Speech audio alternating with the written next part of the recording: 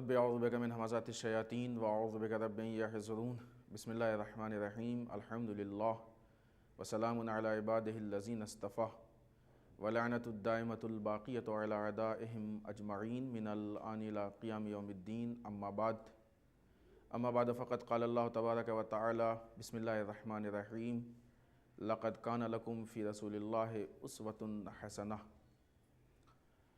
عزیزان محترم، قرآن مجید میں سورہ احزاب کی آیت نمبر 21 جس میں ارشاد رب العزت ہو رہا ہے کہ ہم نے تمہارے درمیان ذات رسالت مآب کو بہترین نمونہ عمل بنا کے بھیجا ہے۔ اس نمونہ عمل کو اگر آج کی زبان میں ہم آپ کے سامنے بتائیں تو اسلام ہمارے لیے رسول کی شخصیت کو ایک آئیڈیل بنا کے پیش کرتا ہے۔ یہ بہت فطری چیز ہے کہ ہر انسان کو اپنی زندگی گزارنے کے لیے ایک آئیڈیل کی ضرورت ہے۔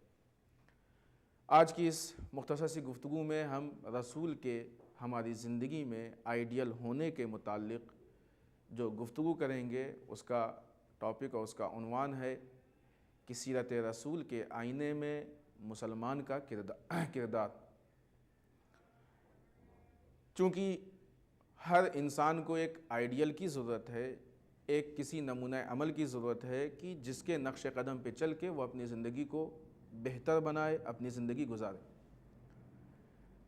آج جب کہ کوئی شخص اسلام کو قبول کرتا ہے تو اسلام قبول کرنے کے کچھ دلائل ہیں، کچھ بنیاد ہیں۔ ایسا تو نہیں کہ اس نے یوں ہی اسلام قبول کر لیا۔ اب یہ اور بات ہے کہ بعض لوگوں کا دین آبائی دین ہوتا ہے، خاندانی دین ہوتا ہے، لیکن اس آبائی دین کے لیے بھی ان کے پاس کچھ دلائل کا ہونا ضروری ہے، کیونکہ دو چیزیں بہت خطرناک ہوتی ہیں، ایک آبائی یعنی خاندانی دین اور ایک خاندانی دولت۔ اگر انسان نے دین کو نہیں سمجھا ہے، دین کی معرفت نہیں ہے اور اس کو میراث میں دین مل گیا ہے تو وہ نہ اچھا عمل کر سکتا ہے، نہ ایک اچھا دیندار بن سکتا ہے، نہ ایک مکمل مسلمان بن سکتا ہے۔ ٹھیک اسی طریقے سے جس طریقے سے جب انسان کے پاس خاندانی دولت آتی ہے اور اس کو دولت کی قدر نہیں معلوم ہوتی ہے تو وہ دولت کو اول فول بیکار بے تحاشا خرچ کرتا ہے۔ نتیجہ یہ ہوتا ہے کہ باپ کی کمائی ہوئی دولت پہ راج کر کے بیٹا کنگال ہو جاتا ہے۔ اسی طریقے سے اگر انسان دین کا قدردان نہ ہو تو وہ پھر دین پہ صحیح عمل نہیں کر سکتا ہے۔ لہٰذا سب سے پہلے ہم کو دین کو حاصل کرنے کے لیے، دین کو لینے کے لیے دلائل و براہین چاہیے، وہ بیس چاہیے کہ جس کی بنیاد پہ ہم اس دین کو قبول کریں۔ کیوں ہم نے اسلام کو کیوں قبول کیا؟ کوئی تو اس کی وجہ ہوگی، کوئی تو دلیل ہوگی۔ وہ دلیلیں ہمارے ذہن میں ہوں۔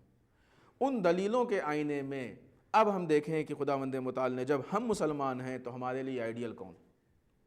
آج کے ہمارے جوانوں کے لیے بہت بڑی یہ مشکل ہوتی ہے اور بہت زیادہ مسائل پیدا ہوتے ہیں کہ ان کو اپنی زندگی گزارنے کے لیے ایک آئیڈیل چاہیے، نمونہ عمل چاہیے۔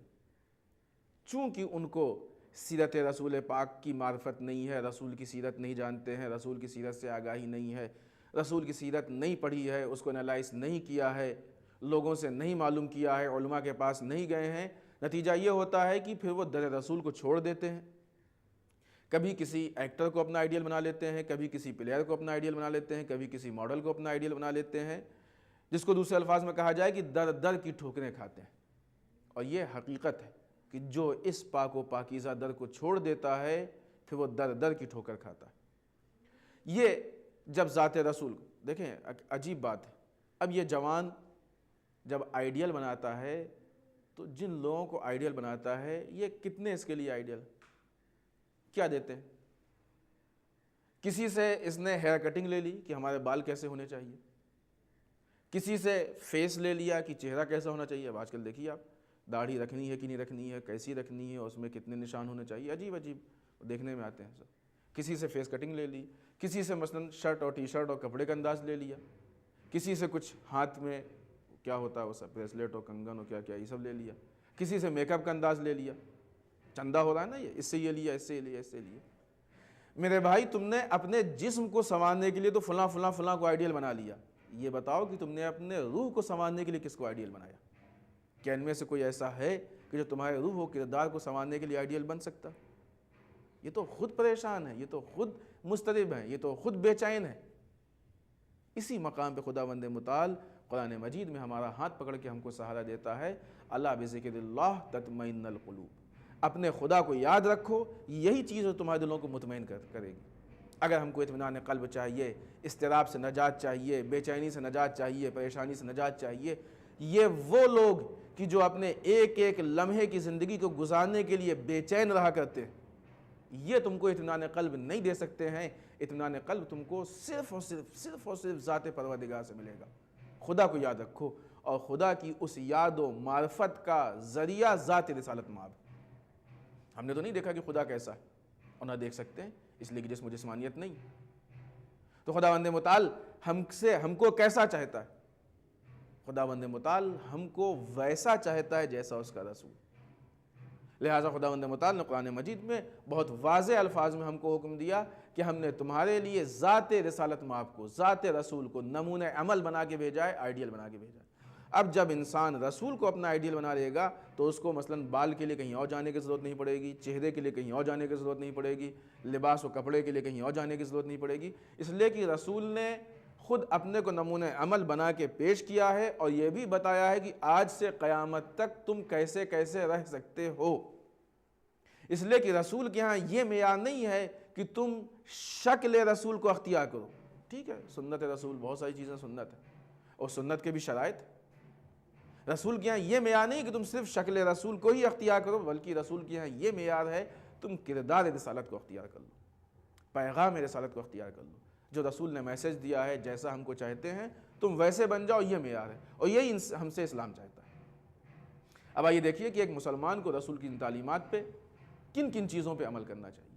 سب سے پہلی چیز کی پالنے والے، یہ تم نے ایک آئیڈیل کیوں بنا کے بھیجا ہے ہمارے لیے؟ آج جب ہمارا جوان آئیڈیل ڈھونڈتا ہے تو مثلاً کبھی 4 ایکٹر میں سے 2 ایکٹر کو آئیڈیل لے لیتا ہے، کبھی 10-20 پلیئر میں سے 2-4 پلیئر کو آئیڈیل بنا لیتا ہے، کبھی 2-4 ماڈل کو لے لیتا ہے، کبھی کسی کو، کبھی بزنس، کبھی کسی کو، جو بھی جس کو وہ بڑا سمجھتا ہے۔ لیکن یہ بات لائق غور ہے کہ رسول نے کیوں کہا کہ ہم نے تمہارے درمیان ذات رسالت کو نمونہ عمل بنایا ہے؟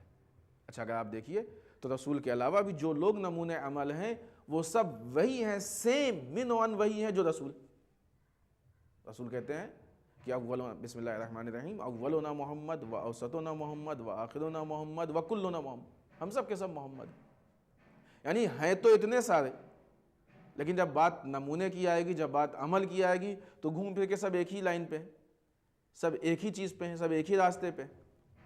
تو پالنے والے، ہمارے لیے کوئی چوائس ہونا چاہیے تھا، انتخاب کا موقع ہونا چاہیے تھا کہ ہم ان کو پسند نہیں کرتے، ان کو پسند کرتے ہیں، ان کو نہیں کرتے، ان کو کرتے ہیں۔ کچھ صورتیں سامنے ہوتی، کچھ کردار سامنے ہوتے، ان میں سے کسی ایک کا ہم انتخاب کر لیتے۔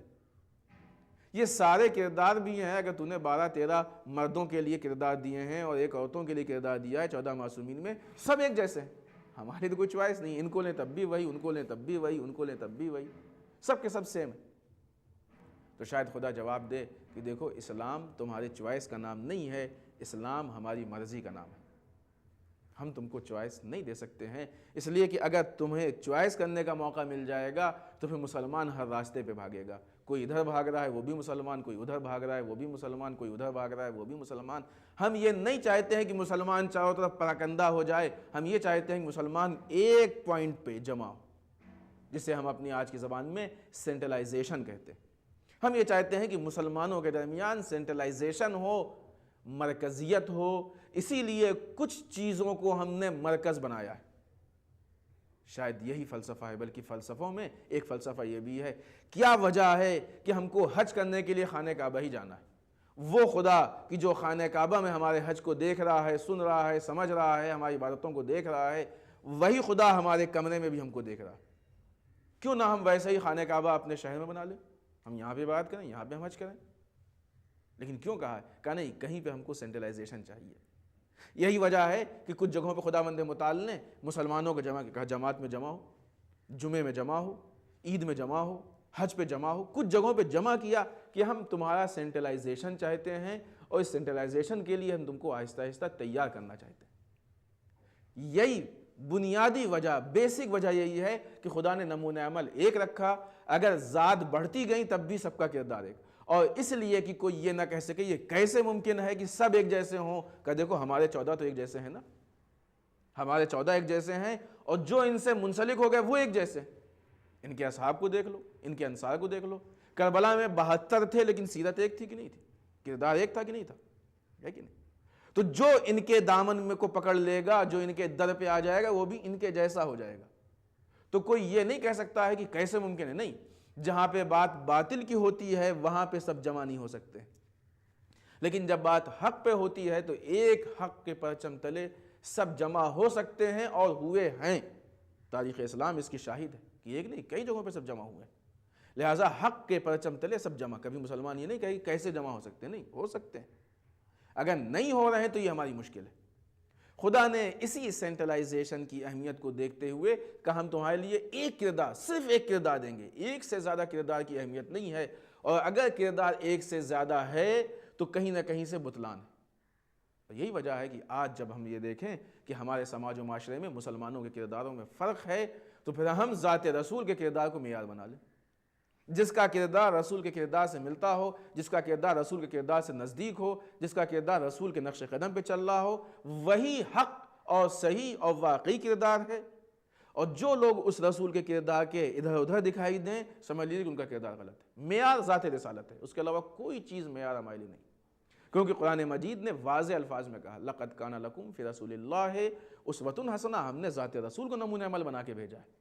تو یہ سب سے اہم مسئلہ ہے کہ ہم رسول کو بعنوان آئیڈیل، بعنوان نمونہ عمل قبول کر رہے ہیں کہ نہیں کر رہے ہیں۔ یہ بات ہماری زبان تک محدود ہے، یہ ہمارے دل و جان و شعور و ہمارے وجدان تک اترتی ہے۔ اگر یہ بات ہمارے وجود میں اترتی ہے تو پھر ہم کو در در کی ٹھوکر کھانے کی ضرورت نہیں ہے کہ کبھی اس کو آئیڈیل بنائیں، کبھی اس کو آئیڈیل، کبھی اس کو نہیں۔ ذات رسول ہمارے لیے آئیڈیل، بس یہی کافی، اور وہی آئیڈیل کو لے کے ہم اپنی پوری زندگی گزار سکتے ہیں۔